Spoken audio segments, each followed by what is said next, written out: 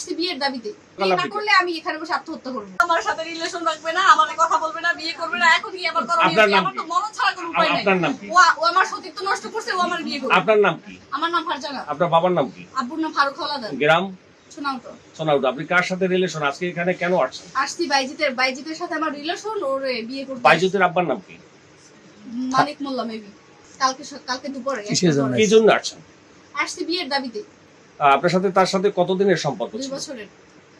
2 বছরের। হ্যাঁ, কুয়াকাটা দেখা হয়েছে, তারপর যে বাইজিতের বড় মামা তার বাসায় দেখা হয়েছে। প্রয়োজনে কুয়াকাটার ভিডিও ফুটেজ আপনি নিতে পারেন, সিসিটিভি ফুটেজ। আর হচ্ছে এরকম নানা, আর ওর বাসায় আমার দেখা হয়েছে। আমারে ও ঢাকার বাসায় নিয়েছিল। বাংলাদেশের একমাত্র স্মার্ট সিটি বসুন্ধরা এখন আরো নিরাপদ, আধুনিকতায় আরো এক ধাপ এগিয়ে।